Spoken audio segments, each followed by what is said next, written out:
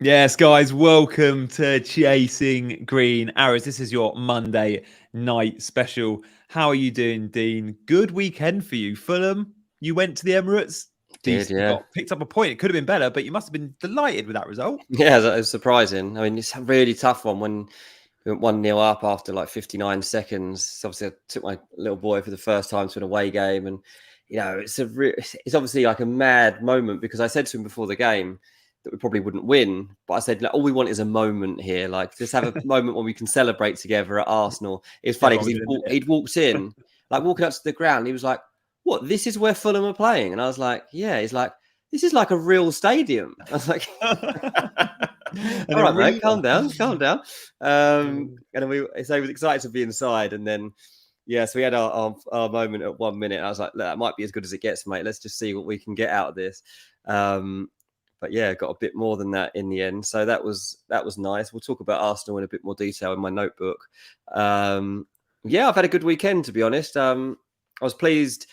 Your man Jackson didn't get many goals. Pleased with the Fulham, and overall done fine. Got above average. Like, it was, I don't think anyone had a particularly good week. So Gusto has absolutely dug me out of a hole, basically. So you had Gusto. Of course you did. Your strategy of own both Chelsea right backs has paid off already. Just for that Gusto haul alone, it's paid off. Yeah, totally. That tactic worked. Thank goodness. Dean, we've been streaming for all of 90 seconds and no one in the chat has spotted the huge error on screen. Now, who's going to guess it first in the chat? Even I hadn't, actually. Something's a little bit different. I nearly said it in the first 10 seconds, but now I'm going to wait because the chat will know. The chasers will know. You feel a bit out of sync. Thomas Christensen, take a bow. Gianni has to be in the left window. Never change a winning team. Thank you. And CH, you're backwards straight away. Thomas just pipped CH to the post. FPL fella in the chat tonight. Nice to see Heather and Luke and Carm and Sashin.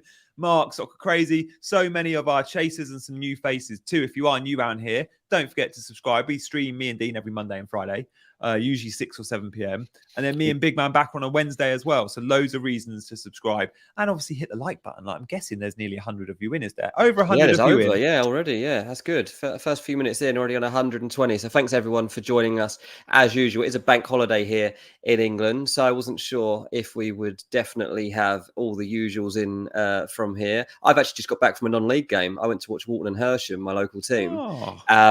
We were actually out first before that at my mum's house, and the kids were like, we want to go to the football. So I didn't get there until half-time. At half-time, Walton and Hersham were losing 1-0. They won 5-2. We saw 5 goals in the second half. The kids loved it. Dean Jones or Dean Henderson, you pick. So supporting your local team on a bank holiday weekend, mate, that's absolutely good effort. Absolutely, yeah. It's a non-league day, so we get down there quite a bit, to be fair. It is always good. They play some decent football as well. My local team, Walton Hersham, you can stream them on YouTube. Their games get like 100,000 views. Wow. They've got a YouTube documentary. They've got like over 1 million TikTok followers. No way. Absolutely ludicrous. They're owned by like 5 lads who are 22 years old. Awesome. It's so cool. So cool. All support your local team. Oh, that is nice. Is Darwin an option now? Look, today's show is all about your watch list. Who got more points this week? Me and Dean will look at our points. We'll look at our chaser team as well. That's your team, guys. And I'm guessing in the not too distant, we're going to change our screens around because honestly, I don't watch YouTube. I watch our StreamYard, and it really throws me when I'm looking at the wrong side. So if we can swap us around, that'd be amazing. Yeah. Producer, your thing. Yeah, exactly. But we got Dean's notebook. So again, more watch list players there. We're going to do Pick My Team. We've got some bonus beasts to look at. I'll talk a little bit about some eye test scouting as well from over the weekend. So look, let's crack on. Thank you to all you in the chat. As always, we're reading every comment. Dean's notebook up next.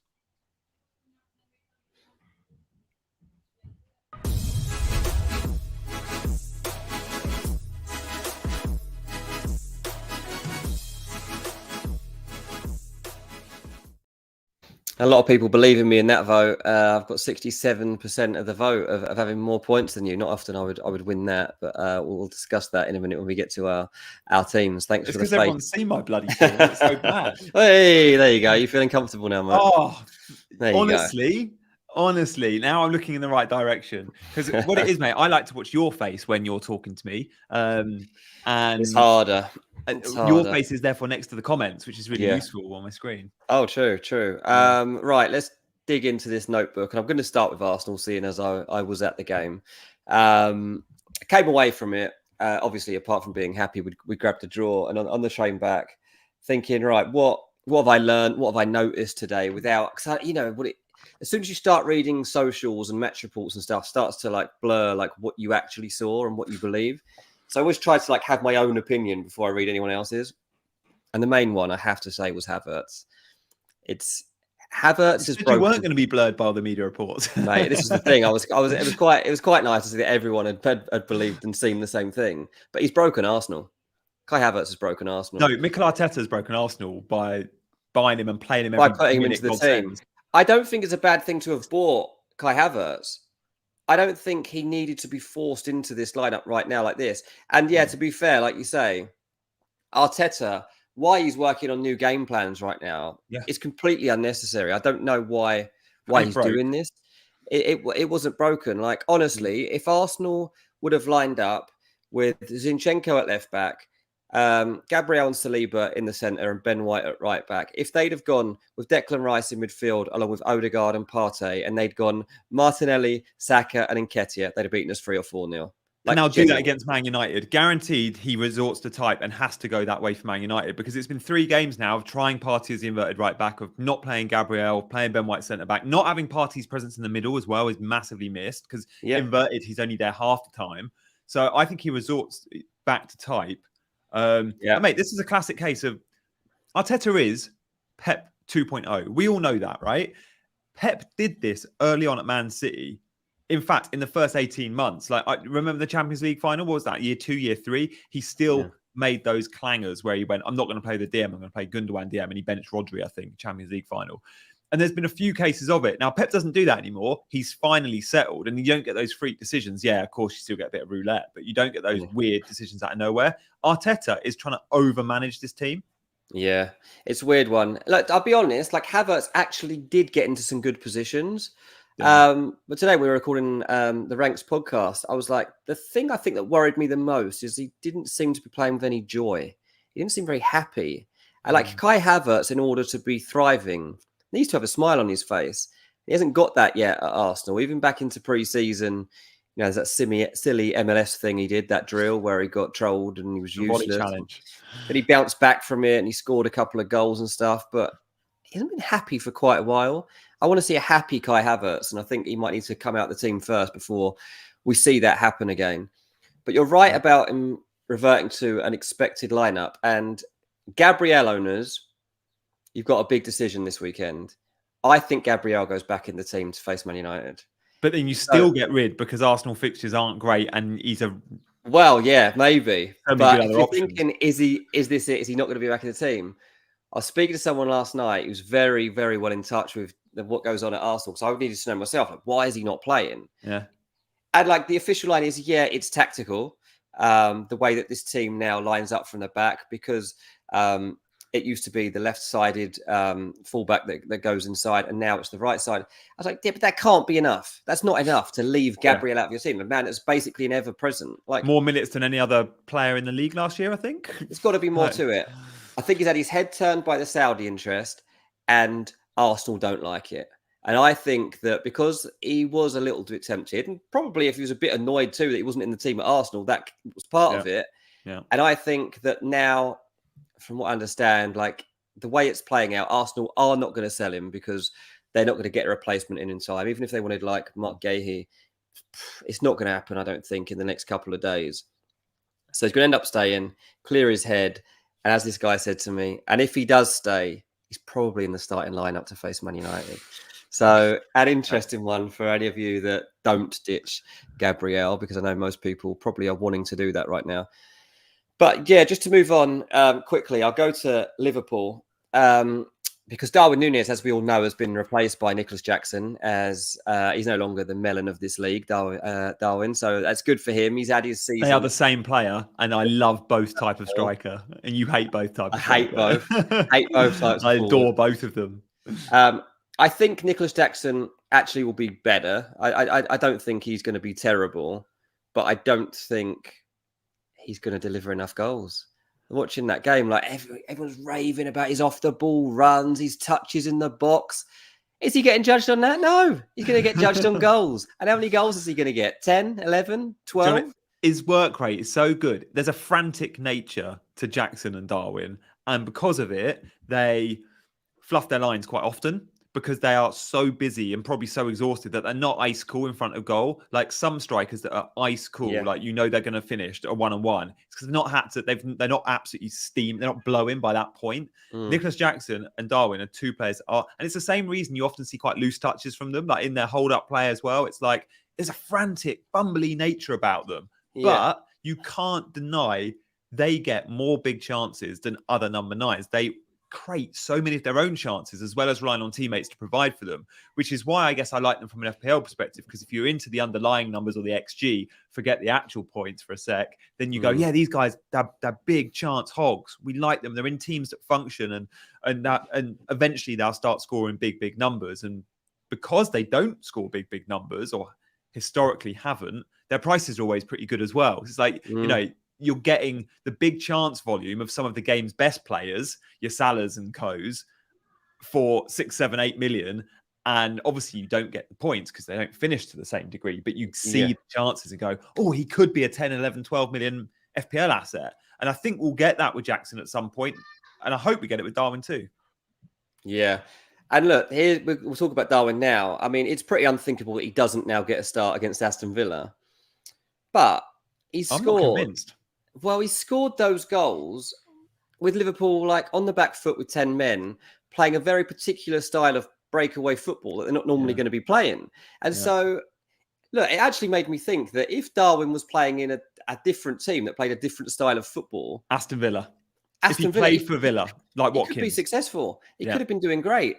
But when you're playing a forward role for Liverpool, it's so complex and complicated that it's not that you're running through, someone's going to slide a ball through and you run onto it and smash it into the bottom corner. Yeah. That doesn't really happen at Liverpool. There's not many times you're going to be able to score goals like that. And he loved it. He absolutely loved it. He was perfect for it. Brilliant strikes. Absolutely. But how many times are Liverpool actually going to play like that? They're not going to do Bobby it. Firmino played the role for years by coming deep, getting on the ball. And then Hakpo was signed to do exactly the same. Even when Jota plays in that role, Jota isn't the Jota we see when he's on the left, which is trying to get him behind. He has to come short a ton. And Darwin's expected to do that. Against Villa, though, opening day of the season, Villa Newcastle, opening game week of the season, that high line from Villa, it was like everybody was going, we conceded. No, we're still going to play it. No, we're still going to play it. So actually, maybe Darwin is perfect for game week 4 because he actually maybe does get the nod because of the opponent. Yeah, I mean, that is a good point. And Carl says the same thing. Villa play a high line. Darwin will What I'd say, like, look, that first day, they suffered the injury to Mings. They were in a bit of disarray because Konsa and Pau Torres looked like they'd never met each other before in that moment. They couldn't communicate. They were all over the place. We've come on a few weeks since then, and the team have had a little bit more time to settle and get themselves straight, and Villa are in a better place now. So I think it'll be a tough game for Liverpool. But yeah, Darwin, potentially an option that people will be looking at, but I think it's worth looking at him as an impact player for the foreseeable. No, I hear that. Guys, so many of you joining us already on this Monday. We're with you till 7 o'clock. Coming up in today's show, don't go anywhere. We'll be showing our teams very briefly. We'll look at the Chaser team. We might even have a poll or two when we look ahead to what transfers we make. The Chaser team, if you don't know, is the team made up by the viewers of this channel.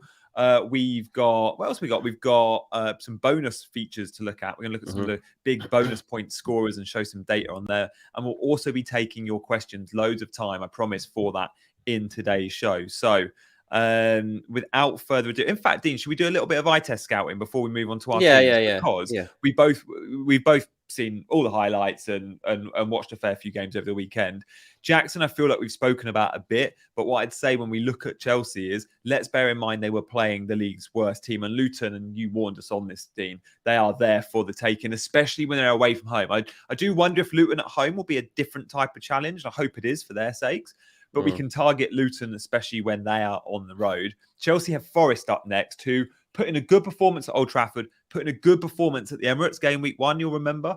So it won't be the same for Chelsea, but I still hope for Chelsea goals. And Jackson and Sterling and Chilwell, good options. Like Chilwell played as an out-and-out left winger. When we look at the average position map for Chelsea, it was a back 6 in terms of players with more defensive roles. And I include Gusto, by the way, in that, as well as the back 4 and Caicedo and Gallagher. And then back 3, Caicedo and Gallagher. And then it was very much a front 4. The front 4 for Chelsea compromises of Enzo, who we all think of as like a sort of, from last year, a DM, but he's been given license to get forward by Poch. He's on set pieces. But Ben Chilwell, who's listed as a defender, Sterling and Jackson. That is the Chelsea front 4, make no doubt about it. And they are all, in their own right, good FPL options. And I know loads will go to Sterling this week. I still prefer Jackson because I think we'll get more consistency from him. It doesn't mean consistency with FPL points necessarily. It means consistency with his performance. Like Jackson's performances through all of pre-season, 3 or 4 games, plus the first 3 game weeks, he has given exactly the same performance in all 6-7 of those games. Sterling is a little bit more like that. And what we know when Jackson plays is he'll get the chances. I think he's top in all forwards this season for expected goal involvement. Like he gets the chances. We got to like that. But yeah, interesting to monitor Chelsea, and the fixtures are there. I definitely think very investable. But the player I really want to speak about, and we got him in the thumbnail on the description of this video, is James Maddison, Dean. Like he's everything. This Spurs team was Kane's team. It's now Maddison's team, isn't it? Yeah, well, what's interesting is there's really a comparison you can draw, I think, between Kane and Maddison, because some of Kane's best play at times would be when he dropped deep and he'd look to link up the play and he'd look to open things up. But obviously, one of the big problems Tottenham often had when Kane did drop into those spaces was that his gap was free. Like he wasn't there to be doing it. So what you've seen Maddison doing is actually a lot of that deeper work that Kane used to do, which nobody else is really capable of. I think Maddison's taken that on really, really well. And between him and Richarlison, that basically is your all-round Kane replacement. The problem is Richarlison obviously isn't delivering goals at the moment. And it looks to me like there's a bit of a problem there. I know that Ange is trying to play this down. I know that he's trying to keep his confidence and stuff, but something doesn't seem right with Richarlison. Like you see his head's down, like something doesn't seem good with him right now. And until that happens, you haven't got the full completed Kane package in terms of this team evolving to get as many goals as he used to get. But what has been promising for Tottenham is that the goals have still continued to come. It's just that they're coming from a range of different places. So from an FPL point of view, it's not ideal because we don't know exactly who's going to end up like the Tottenham top goal scorer at this point because the goals are all over the place. But if you want part of the cog, then it is looking like Maddison might be the way to go. He's enjoying himself. He's fitted into this team a lot quicker than I thought he would. I said at the start of the season, I'm not picking him. I need to watch him for the first 3 weeks. And now I've seen the first 3 weeks. I'm like, okay, well, the team's built around him and he's gonna get some points. I was exactly the same. I didn't believe the hype pre-season. I thought he was poor for Leicester for the run-in and was like, haven't seen enough pre-season to go there game week 1. But absolutely during game week 1, 2 and 3, I've gone, how's this guy not in my team? And I always thought by game week 4, when I buy a Spurs midfielder, I thought by then we'd have seen Richarlison getting 90 minutes. We'd have seen him scoring goals or at least looking like he's going to score goals. And honestly, Jackson and Darwin are everything Richarlison should be.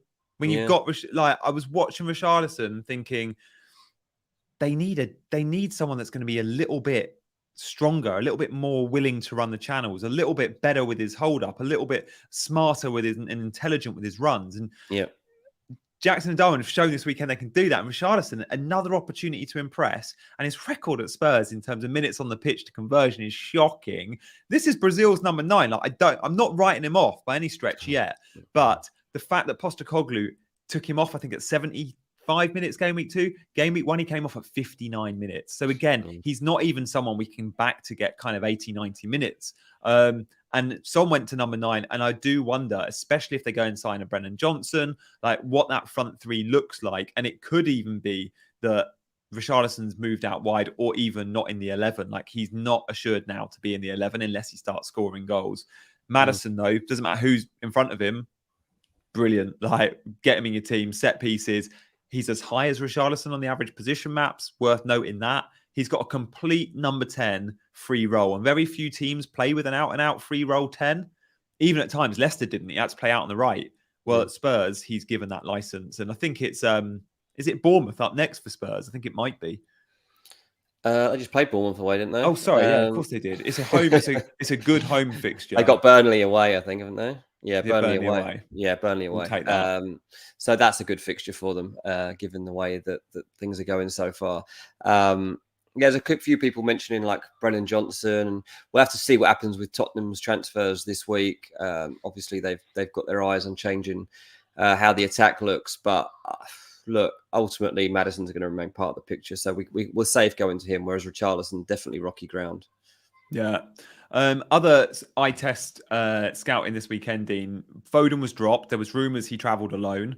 Did I see a super chat coming earlier? I've just remembered we had a super chat, didn't we? Oh, did we? Yeah, we did.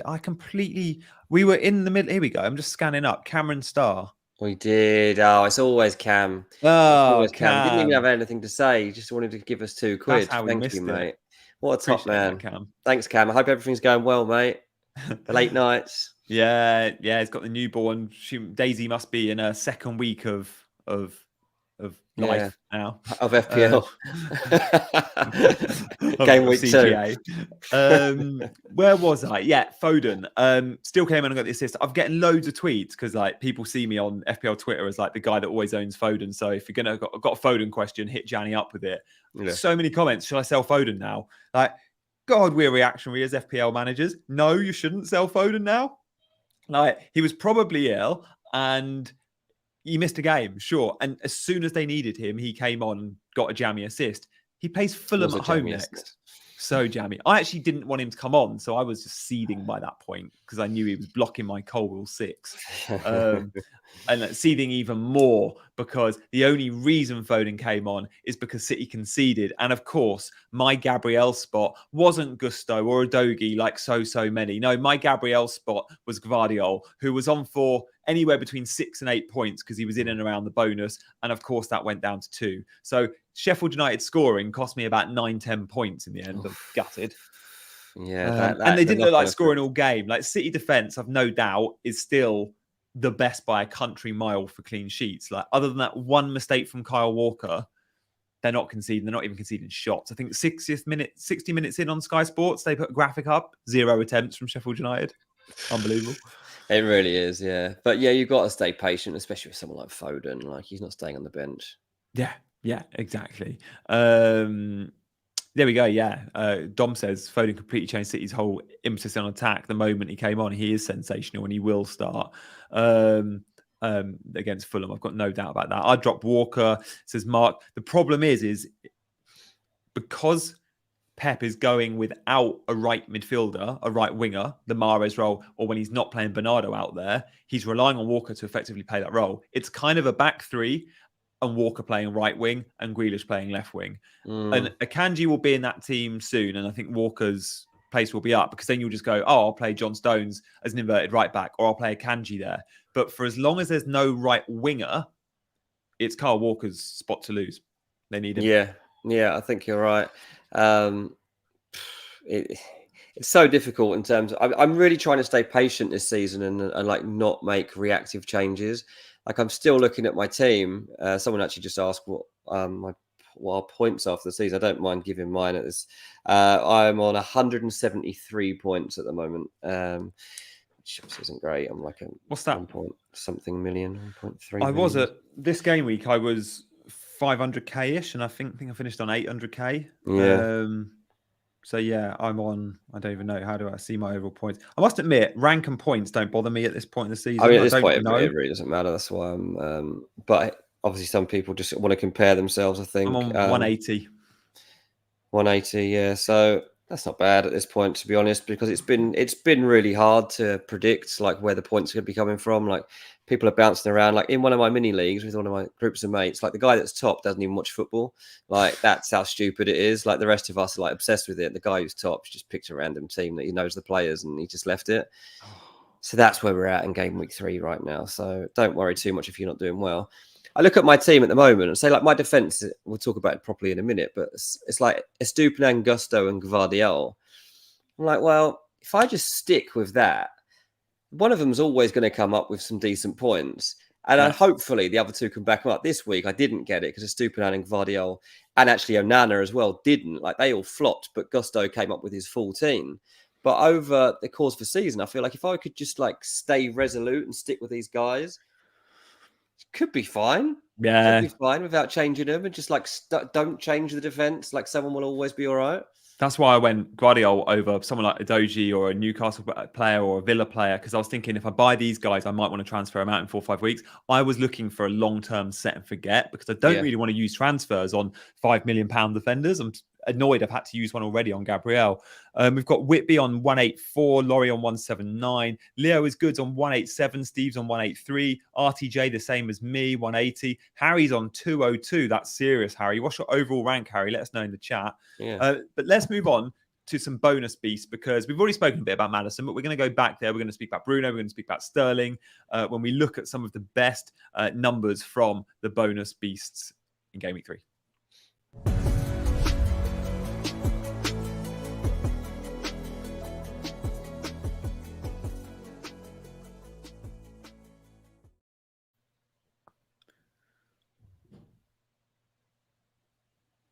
We love a Bank Holiday Monday stream. Thank you guys for joining. I was just looking at the YouTube numbers. We've got 450 plus of you in the house. Thank you for joining. Mondays and Fridays, note for your diary. Me and Dean stream 6, 7 p.m, always around those sort of times on Mondays and Fridays. And me and Big Man Backer at Wednesday lunchtime are also streaming. So notes for your diary. If you hit the subscribe button and you can set the notifications when you do so. If you're liking the stream tonight, though, hit that like button. We are going to be going through our teams. We're going to be going through the Chaser team as well.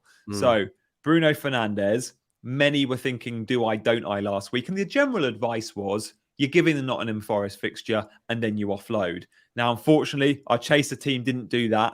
And we went on Bomo. And maybe I was supportive of that idea a tad, but Bruno against Forest, his numbers have been outstanding. His XG in the fixture was 1.21. He obviously did get the penalty, but he had key passes. He had big chances created. He had shots on target. And from all the midfielders in the game at the moment, the non-penalty expected goal involvement, Bruno's top.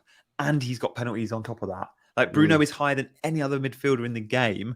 And we can see, Dean, his next fixtures, Arsenal away, okay, tough. Brighton at home, tough. But both those fixtures, I expect United to score goals in. And then it's Burnley, Palace, Brentford. Like, it's not too shabby. We can probably look at his average position map as well to show you how advanced he is. Because I think, Dean, without Mason Mount in the team, it's not you go, I go. It's I go every time. And this proves it. Yeah, it's actually beneficial to Fernandes owners that Mount is out. It's definitely reason to keep him. I personally think anyway that if you're going with a player like Bruno, you've got to stick with him more than 3 weeks. Like, he's going to deliver points. This Man United team is still growing. We haven't seen Højlund, how he's going to get involved in all this yet. So you want to experience like Bruno being part of that. It says left wing on his card there, which we'd like to see. To see at some point this season, that'd be fun.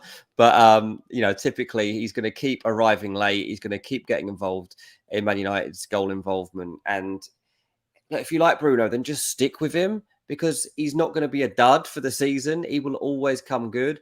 Whether the captaincy slightly affects things, maybe that's going to think. Maybe he feels more responsibility. Might even pick up more yellows. Who knows? But ultimately, I think if you like Bruno Fernandes, you shouldn't have been ditching him before this game, and you probably shouldn't ditch him now, even though he's got a ceiling of 8 points maybe in the Arsenal game, which would be great. But even if he ends up with a 5, you'll be happy with that, considering the fixtures that he's got to come after that point. And remember, the cut-off for the transfer window comes with that Arsenal game too. So by the time we get to Brighton on September 16th, Man United have their squad. They have their team. They've had a couple of weeks to shape it all up as well. And that's when Bruno could really get going. So, yeah, some of you have got Bruno and Rashford. I see that coming on quite a lot in the chat. I think that's brave. I personally don't think Man United are good enough for you to have both of those assets. I don't think there are better teams in this league and definitely better midfielders to own right now that you shouldn't have both of those players. You shouldn't have picked both of those players, but that's your decision to make now. Who'd you sell? If you can only have one of them, or sorry, not who'd you sell? If you could only have one of them right now, which one would you have? Because I'd sell Bruno. Like if it's out of the two, I'd still stick with Rashford because he's a goal scorer. And over the course of the season, like Rashford's going to hit hot streaks and he's going to deliver big points. Yep. Especially like we were saying then, if you look at those points, like if you were to pick a goal scorer for Man United against Arsenal, I'd say Rashford cutting him off the left and firing one in. As he did last season, by the way, at the Emirates. Yeah. And you look at that run, Brighton, Burnley, Crystal Palace, Brentford, Sheffield United, mate, Rashford could be like takeoff for him this season. So yeah, my advice would be anyway, if you had a choice between the two and you were going to ditch one, I'd still probably ditch Bruno despite what we were just saying to big him up. I'm not sure. I think it's so close. And part of my thinking with it is Bruno Fernandes gets bonus points. And this is about bonus beast. Now, if you don't fully understand the bonus point system, there's 34 metrics that make up the BPS, right? So it's not just the obvious things like listed here, key passes, big chances, but it's stuff like pass completion and interceptions, blocks, successful crosses, all of that jazz. The more involved you are and the more efficient you are with that play, you do really well in the BPS. To name you some bonus beasts in general in the Premier League, Kevin De Bruyne, Kieran Trippier, Thiago Silva. I think Enzo Fernandez is about to become one. Bruno is in that bracket, does really well. Guys that aren't well in the bonus point system, the likes, great FPL assets. Mo Salah is terrible in the bonus point system because he doesn't actually do a ton that is rewarded in terms of all the successful passes and all that jazz. And he is offside, minus on the bonus point system. He misses shots on target, minus in the bonus point system. Stuff like that, right? And he's not over involved. So when I compare Rashford, I put him in the same bracket as Salah. Like he needs 2 returns quite often to get bonus. So he will need an assist does not guarantee or get Rashford anywhere near the bonus point system. So the weekend just gone, Rashford got the assist, nowhere near the bonus point. I knew Bruno with 2 returns was maxing out the bonus. With Bruno with 1 return, quite often will max out the bonus. Rashford with 1 return never will, unless it's a 1-0 win. So I bear that in mind. I'm like, it's just 3 points for Bruno. But as mentioned in the chat, he has been picking up yellow cards. And when you get yellow carded, you're massively like, I think Bruno went from something like, 40 to 35 in the BPS. I don't know what it is for yellow. It's something like -5.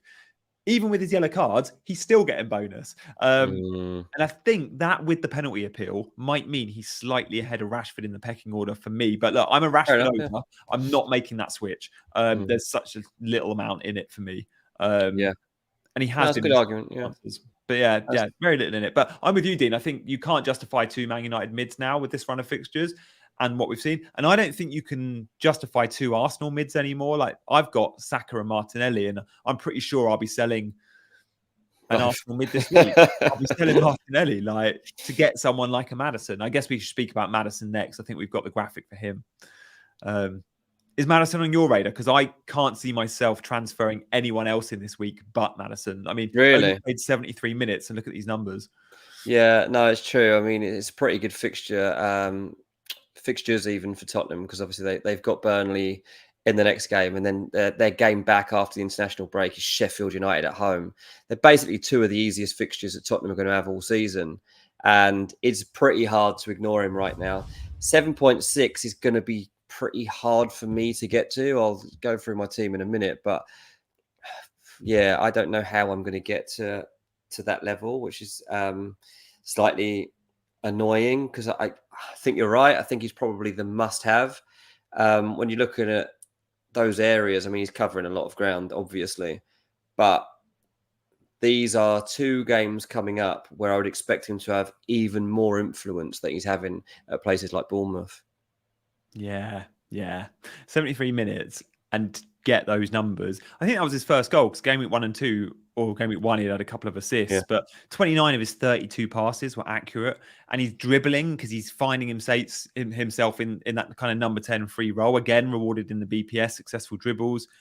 He's creating chances, but it's the goal threat, 1.08 XG. That's so good for 73 minutes of football. And I'm just so big on Postecoglou allowing his players to attack and have fun with it. Like, Yeah. I think Spurs have needed this. And 16% owned still feels pretty differential. And that's because last week we thought he was out. So it's 300,000 managers sell him. So again, I think his price dipped and his price will rise. I'm not sure if it's tonight. Let me just check it out for you guys. Because again, I'm looking at that. But because there's midweek football, I'm probably going to have to watch that rise and not act, because 12 of the Premier League teams playing the Carabao Cup this week. So I don't think I can risk it. Would you reckon, Dean? Like, it's more about information at this point of the season, isn't it? You've got to wait until those midweek teams have played. Yeah, I'd forgotten actually. And Fulham actually played Tottenham as well tomorrow night. I'm not actually going to it. Yeah, I'm not going to it. But yeah, it's Fulham Tottenham at Craven Cottage on Tuesday. So at least it's an early one. Maddison's not going to play. I can't believe that. You know, that's the thing. I mean, you get to this early stage of the Carabao. I say he's not going to play unless Ange has this feeling that Carabao Cup is really important. He wants a trophy under his belt. Like, maybe I'm wrong. Because it will be really interesting to see the lineups from that game. I imagine Fulham are going like reserve team because we've barely got a first team. So I imagine we don't risk losing anyone beyond what we can afford to. So Tottenham will beat us on Tuesday. But yeah, the chat are torn, mate. Adam Madders will be rested straight off the back. Mark, and will put out the first team. I think I'm with Adam. I think it will be a Lo Celso, it will be a Emerson Royale, it'll be a Højbjerg. Yeah, but you might get Son or one or two. He'll put a few out. Ben Davis will start. Yeah, I mean, I would expect him to have these players like Maddison in reserve, if they just so they can go and, if Fulham go 1-0 up or something, then they can try and turn the game in their favour. But players like Lo Celso, like, Ange actually really likes these players, and like there's been opportunities, if they're still at the club, of course, for them to actually make an impact at Tottenham this season. They've obviously got a big list of players actually that they're trying to get rid of this week. And part of that, you also think, well, do they go in the shop window? Do they stick a few of them out to actually play in this game? And like it's a trial to play somewhere else. I don't know, but it's an interesting week. Over 500 of you are watching, which is awesome. If you can, hit that like button, because only 100 of you have. And I'm thinking more than 1 in 5 of you are enjoying tonight's stream. We're with you for the next 20 minutes. We'll be answering your questions in a minute. Maddison, in terms of price rise, I use FPL statistics for my price rise projections. They've got it as, for Maddison to rise in price, he needs about 8,000 more buyers tonight. He's at 93%. When he reaches 100%, that's when he goes up in price, or over 100%. I think it's probably more likely to happen tomorrow rather than tonight. Martinelli, in terms of sellers, if you are like me looking to sell Martinelli, he needs 140,000 managers to sell him to drop in price. I don't think that's going to happen. So we don't need to worry about that. And maybe we just absorb that 0.1 on a Maddison rise when it happens later in the week. Yeah. Should we talk Sterling? Yeah, let's do it. What a player. I mean, the producer said to me, Dean, I was trying to find your clip of when you were talking about Sterling. Unfortunately, it was about 2 months ago, and I'd even forgotten my own advice. But you were bigging him up. You were. I was. This was his peak. He's 28, last chance saloon type thing because of Chelsea being so poor. Yeah, and he was injured last season. He had these niggles that a lot of us didn't really know about. Chelsea were obviously rubbish last season, and like, given that he had so many more players coming in that will be on his wavelength this year, big season for him to show he's not a Chelsea flop. There'd already been murmurs that he could have been transferred this summer, but Chelsea have stuck with him. He's one of the few players they have stuck with. And I think that Poch and him seem to be a pretty good match. I love that he's got his directness back. I love that he's getting at people. And that is the Sterling that, look, there's not many Chelsea players I like. Obviously, I'm a Fulham fan. But Raz, I've always been a massive fan of his. Like, I love the way he plays. Like. Not all of them, trust me. But Raz, he's always had a nice style of play. And it's interesting to see that he's now among the bonus beasts. Yeah, like the dribbles is great, because that's peak Sterling is taking players on, isn't it? Like 5 attempted dribbles. Sure, only 2 were successful, but one of those was for the goals. The key passes are in there. The accuracy, 32 from 36. And for bonus points, you need a high pass completion rate. 3 shots on target. Like, if an attacker is getting 1 shot on target a game, you're pretty happy from your wide forwards getting. And I don't know how that one that he caught in the first half, I think it was, when he absolutely smashed it. Too well. Anywhere else but there, it was a goal. Like, it was such a hard shot. He smashed Keeper did well there. It was like, it's the classic cliche of he hit it too well. Like you aim for the center of the goal with that, thinking you're probably not going to hit it, and it ends up in one of the corners. Literally hit it. Literally pinpoint. Maybe that's when we knew he was going to be sharp that night. 0.86 XG is super high. And look, his goals weren't exactly the highest XG chances. Like his goals were probably at like 0.2, 0.3. So he still had chances outside of that. RT Whitby says 2.5 to 3 shots on target per game is elite. RT Whitby, Haaland does not put up 3 shots on target a game. I'd be very surprised if his average is anywhere near that high. And we're talking wide forwards here, remember? But look, let's look at the wide forward heat map, because most advanced player on the pitch, level with Jackson, we can say. This is what I'm talking about, Chelsea attacking as a 4. Like, it's the back 4, and then it's the 2 DMs around the halfway line or behind it. And then it's very much a case of Enzo, number 8, Chilwell, number 21, Jackson, 15, all on the left. And then we have Raheem Sterling. This is the average position map of a Mo Salah at Liverpool. Most advanced man, attack down the right. At times, I don't know, Solly March at Brighton, you might say similar. We want to see Sterling in those positions. And he said post-match to, was it a TNT? No, it was a Sky game. I can't remember. He said post-match on British TV, like, I've had a chat with the manager and I feel like I've been finding myself kind of with back to goal too much, or finding myself in too many inside positions. What I want to be is wide, running at players. And that's exactly where that first goal came from. Yeah, that's interesting. You just reminded me something, actually. This is completely unrelated. But in the Arsenal programme at the weekend, I was reading it, and Odegaard's obviously got a column in there. And he's talking about penalties for the season. And I was like, I need to bring this up on CGA. And Odegaard was like talking specifically about like what's happening with penalties. And bad news, basically. He like confirmed that they are just going to decide on the day when they did in the moment, and they did, and they are literally going to decide on the day. I mean, at the Arsenal, it looked at first like Odegaard was going to take it. He gave Saka the ball, didn't he? And then he gave Saka the ball. And so he's the captain, isn't he? So he gets to make that call. If he fancies it, I reckon Saka doesn't actually have a say. He said, literally, we're going to decide as we go through the games. Whenever we get the penalty, me and Saka are going to have a chat and see who's going to take it. That is no help to us at all, is it? I mean, it gives me a bit more reason to stick with Saka, because I think otherwise I probably would be ditching him soon. But yeah, toss a coin every time they get a penalty is who's going to take it. Yeah, and we still don't know with Chelsea. Like, Enzo missed the first one. You expect him to get another opportunity. Enzo's position here, I know this is about Sterling, and loads of you will be buying Sterling. I prefer Maddison to Sterling this week, but I still think both are very good options. But Enzo, if you only have 5-ish million and you want a player that's going to be involved in attacking, I know he's not known for his goal scoring, but that's about to change. And Poch is keen for him to get some goals and into those positions. And he should have scored, or he came close to scoring against Luton. But it's the fact he's on all the set pieces, so the assist rate is high. It's the fact he's probably still on penalties, direct free kicks, some of them too.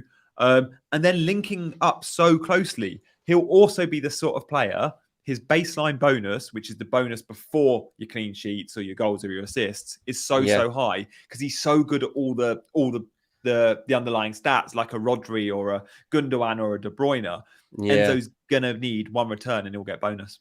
Yeah, Laurie says already have Maddison, and Sterling is coming in for Martinelli.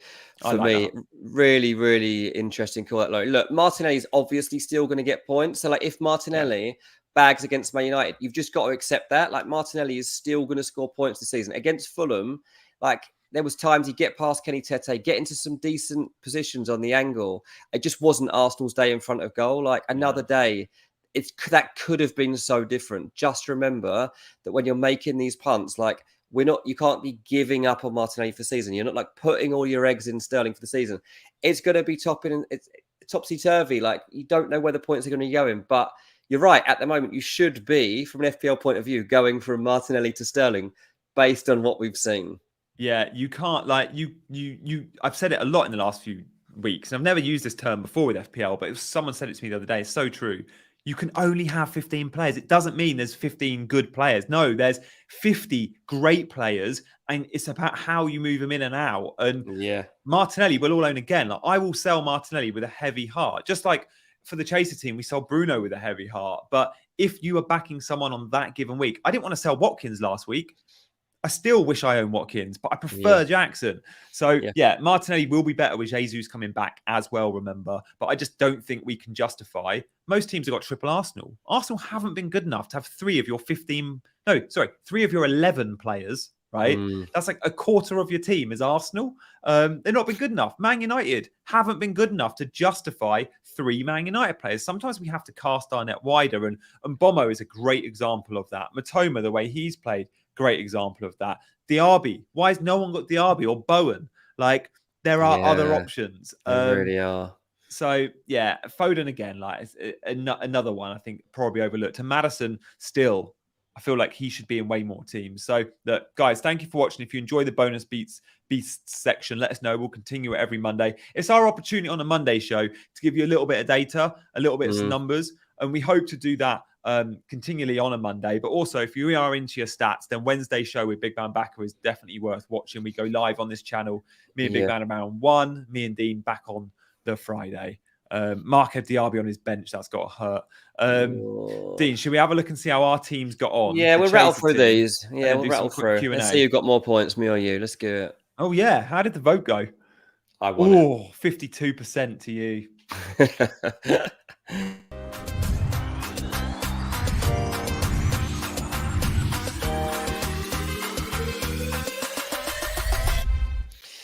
Yeah, people voted for me, and they're right. For once, I did actually get more points than you. Thank you to Gusto, because without him, this team would be dead right now, surrounded by absolute duds in the end, which shouldn't really have been the case. But nevertheless, I'll move on and move forward. I keep getting asked about Rice whenever I post my team, and I'm like, look, Rice was literally in here for 3 weeks, but Arsenal had 3 such good games.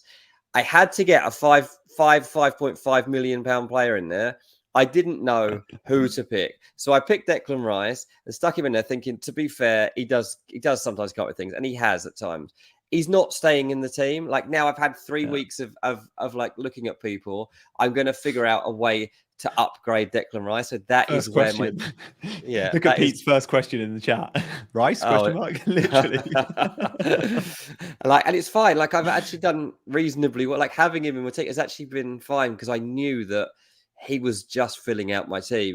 He was literally padding it out. So can you get to Rodri with 5? I don't know how much Rodri costs. I know he's had a price rise. Did he start the season at 5.5 and now he's like 5? Because you've obviously got $500,000 in the bank. But Rodri is turning into an okay FPL asset. And today he was quoted saying, now Kovacic is in the team. It's not like playing next to Gundogan on KDB. I can actually go a little bit. And after seeing that quote, I'm like, oh, okay. Rodri might not be strictly the only DM here. That's interesting. And he is scoring. He's getting into positions. Yeah, that's true. Brian says Salah not worth the money.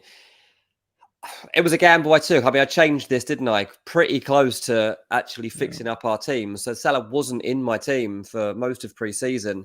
And then I just decided, you know what? I want Salah. I'm going to go with it. And so far, no, he hasn't delivered for the amount of money that he costs. But he didn't for a while last season either, and he ended up as one of the top point scorers in the entire game. So let's see, firstly, whether he ends up in Saudi Arabia in the next 3 or 4 days. And if he doesn't, like, how he starts to get involved in this Liverpool team. I am a bit concerned when I watch him, because he's barely involved in the game. And when he is, he's not close enough to goal again that I would want him to. I was rescued a bit here. Obviously, his beautiful through ball to Darwin on that goal. Like, an absolutely perfectly weighted pass from him. So I love that. But my first change will be Rice. I mean, I have got John Stones still sat on my bench. You may as well see that out. You've carried it this far. I can see that out. The only other thing for this week is that I can do, which I might do, is to bring Cameron Archer into my team and just push Rice out to the bench and see us through. I like that. If Archer is genuinely primed for his debut and it's going to be against Everton, I fancy a bit of that. Yeah, I'd want to be playing my debut in the Premier League against Everton as well. So I think Cameron Archer will be absolutely licking his lips. Pickford has faced 12 shots on target this season. He's conceded 6. He's got a 50% save rate. Let's have a look at my team. He's also made some great saves. I've got to say. He has. But I prefer my stat. Which one of us likes Pickford? Right, let's have a look at my team. I don't know. I've not got 2 free transfers. That's not right. I've got, same as everyone, I used 2 free transfers last week. I have got 2 million in the bank, though. That is correct. Yeah. I think I'm really well set for game week 4, but I thought that would game week 3 and I had a stinker. Martinelli will come out. Maddison will come in. That move, I think, will happen unless anything happens with injuries and stuff like that. I'll probably have a bench dilemma moving forward. This week, I had Colwell's points on my bench. Should I have benched a Stupinan or Guardiola? Well, in hindsight, yes. But how much can I trust that Chelsea defence? I still don't know. Under Poch, they're going to be better defensively. In games at home, when they've got a ton of possession, they don't concede that many shots. And against Luton, they never really look like conceding. Forest will put up a bit more of a challenge. And now when he looks sharp and Gibbs White's always a threat. So I could bench a Stupinan who's got Newcastle at home. But the problem is with a player like a Stupinan, you bench him at your own risk because he'll concede goals. Like Brighton, I don't even know if Brighton kept a clean sheet this season, but Stupiman's had massive returns. He's had a goal, he's had an assist, and he can get that against Newcastle or anyone. So not sure what I'll do with my bench this week, but find out on Friday's show. We'll also show you just very quickly the chaser team before we do a Q&A. So this is your team, guys. We won't make subs tonight. We will be making subs on Friday. And again, the chaser team does only have the 1 free transfer, not the 2 listed. So apologies about that. It might be that we have to sell Gabriel. It might be that we roll the transfer. It might be that actually João Pedro, we can't keep carrying because we don't know if De Zerbi's going to be starting him. And again, he went Welbeck and Ferguson, which I warned you all about. I definitely spoke a lot about that last week. Yes. And De Zerbi did that a lot last season. So let's do some rapid fire Q&A. Yeah, let's do it. Yeah. And guys, Friday stream, good 15 minutes on that chaser team. We need you to join us. So it'll be 6 or 7. No, is there a Friday deadline this week, Dean? Oh, I'm not sure what the fixtures are. Let me quickly, I've got the Please app here. No. Fixtures, Friday night, Luton Town v West Ham United. I hate Friday deadlines. Very annoying. Why Luton games keep being played on a Friday night? So we'll probably be streaming Friday daytime, and we'll let you know about that. But follow us on social and on Twitter. Make sure you hit transfer deadline day as well. Subscribe. Oh, busy one for you, mate. Dean, if you don't know, is a transfer guru. We'll have a bit of transfer chat with Dean on Friday's show. We've had a super chat for $20, but first we'll answer Riri's question or Rai. Is that $20? That is obscene. Thank you for that. Done that? This means we'll be 10 seconds on Rai, so we can come to yours, mate. Sorry, Rai. With Botman now potentially injured, should we ignore the 2 fits? No, that'll be a good defense, even with Burn potentially will play centre back. We could see Lewis Hall in the team soon at left back. And by the way, he's an absolute baller at 4.5. Let's have a look at that super chat. Who was that from? RTJ. $20. London Pints sent from America. It's 4. Mate, that is insane. Do you know what though? When I went to America last month, I went to like the pricing of stuff was all over the place. Deodorant, men's deodorant, $13. $13. Like that's what? That's £10. What is this stuff made of? Like it's like new Gold science leaf. I haven't heard of.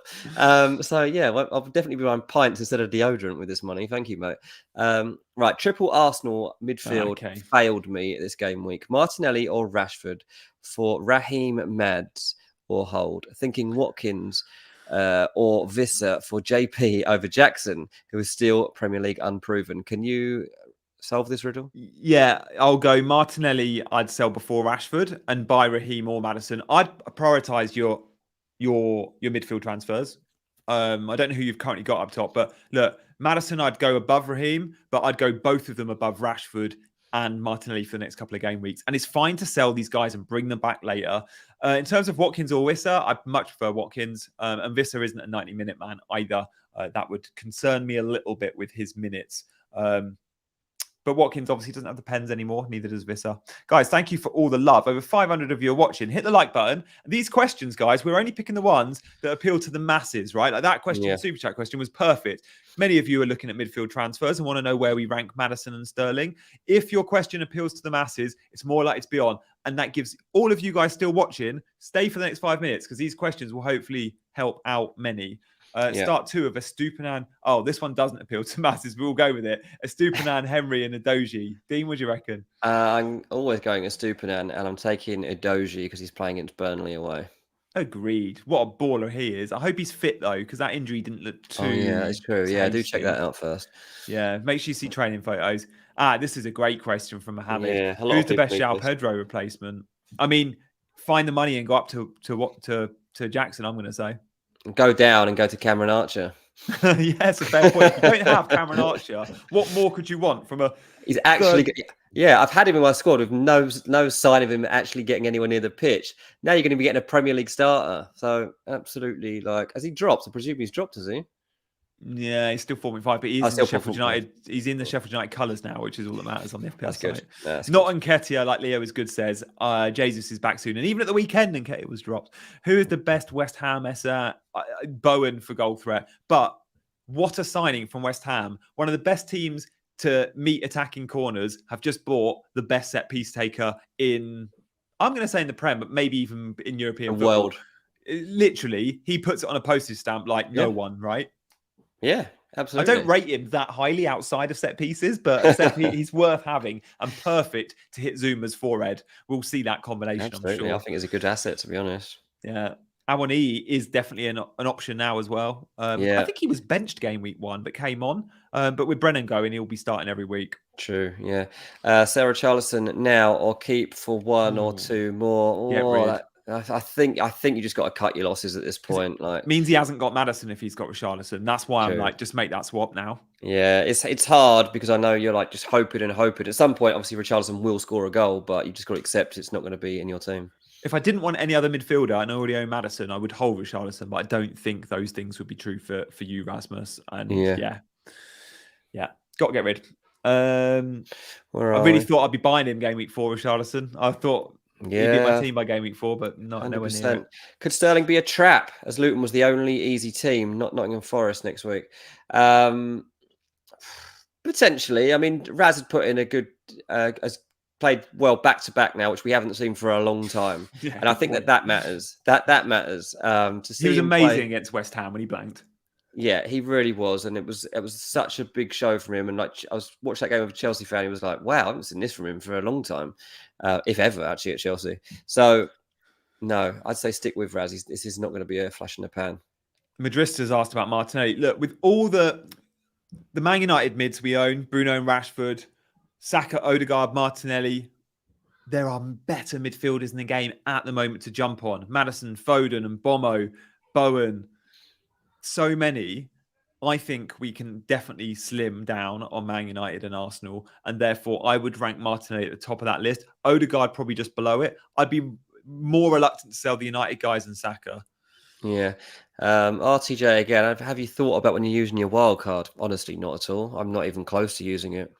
I'm not. I actually did a wild card, looked at a wild card draft for a video I'm making for my own channel. I shot it this morning, and I started off saying for every wildcard team, before you hit that trigger, look at your current team and think about how many transfers you would make, like really want to make. And for my outfield 10 players, because I'd have changed the goalkeepers, I think I was only making 3 swaps. And I'm like, you need 5, 6, 7 to justify a wildcard. So I have no plans when I'm going to use it. And I like that. I like not bookmarking it. I don't want to dead end a team into a wildcard. Loads will get itchy and squeaky bum time on the international break next week. I think we'll see it. We'll see a lot after game week 5, but not me, I don't think. Right, what's this? What rank do I need to get to become FPLP? Make it up yourself. Literally anything, mate. You can pretend you're an expert with an FPL handle. Just say that, like in 2019, you came like in the top 10,000. No one's ever going to check it. You'll be fine. Yeah. Just don't give them your team ID, or they probably will check it. That community is the type to. Thoughts on all the 6.5, 7.5 midfielders with strong forwards? Yeah, I mean, you need to stack up. Like, I personally don't see a world in where I have a front 3, because I just think the midfield, I need 5 midfielders. And you've got a third forward in Cameron Archer, who couldn't be more perfect. He's going to start every game. He'll score some goals, and he's 4.5 million, sit on your bench when you need him. So personally, Charlie, it's a midfield 5 all day long. And if I was on a big front 3 at the moment, I'd probably be looking at some of the midfielders and going, I need to get Sterling in, or I need to get Maddison in, or I need to be a bit more flexible in those midfield spots. So I would make sure you got midfield 5. Yeah. That's good. Hey, Will's on 55k overall rank. He wants to stay in the top 100k. My advice to you, Will, is more of the same, mate. Play your own game. Ali Hangarov won FPL last year by filtering out the noise and playing his own game. And at times he was going against Haaland, and at times he was forgetting about double game weeks, just going with players that were good players with good fixtures. And he backed himself and he won FPL like it. So make sure you're in our mini league, Charlie. Yeah. And if we can, we'll put our mini league details. I don't know if they've been shown or if we can put them on the bottom of the screen, or you can find us on social. But the Chasing Green Arrows mini league is one you can definitely join, and we want to promote to you. The guy who's top of our mini league got 91 points this week, Aaron Peel. Absolutely extraordinary scoring, but he had Sterling basically, so that's what's bumped him up. Yeah, his total was 225. So if you want to join the CGA league, do go and do that. Right, Boxster says, when are you going to jump on Newcastle players? Are you interested in Gordon, by the way? I just think him and Barnes, it's going to be like sharing minutes. It is, but Gordon, like, I'm wondering if that's actually motivating Gordon, because he knows he's got 70 minutes to produce. Yeah. He gives everything for that amount of time. I agree. And like, same with Isak and Wilson, isn't it? Like, we think that would be good. Isak, I'd love to look at, but I think I'm going to be put off by the lack of 90-minute runs from those Newcastle attackers. Yeah, the Champions League is going to make things tough as well. Obviously, the draw coming up this week, so let's see who they're put up against. Oh yeah, because that'll make things really, really tasty. I have said I expect Gordon and Barnes to maybe both be the first choice wide forwards, and maybe it's Almiron that comes out, but they both obviously prefer playing on the left. But could we see a world where Gordon or Barnes, probably Gordon, plays on the right? But let's see how Newcastle get on in the Champions League. It's going to be a big deal for them. I do think Trippier, who's had a price drop, will be a good FPL asset soon, because those Newcastle fixtures are looking good. Guys, thank you so much for watching. Before we go, though, I've got one favour to ask of many of you. Just give me and Dean a big fat thumbs up with that like button. And as I say this, I'm really hoping I'm going to see that like button jump from 164. So let's see if it works. Hit the like button, guys. And before we go, I'd love to see another 5, 6, 7, 8, 9, 10 likes. If you like what you've seen tonight, obviously subscribe to the channel as well. Goes without saying. But for now, we'll be back on Wednesday, me and Big Man. Me and Dean will be back on Friday. Make sure you're with us. We'll be doing the community teaming. You guys will be making transfers for us. We'll be showing you our transfers. It will likely be a Friday daytime, maybe even late morning stream. So do hit notifications when you subscribe. We'll see you very soon. He's been Dean. I've been Gianni. And we've been Chasing Green Arrows.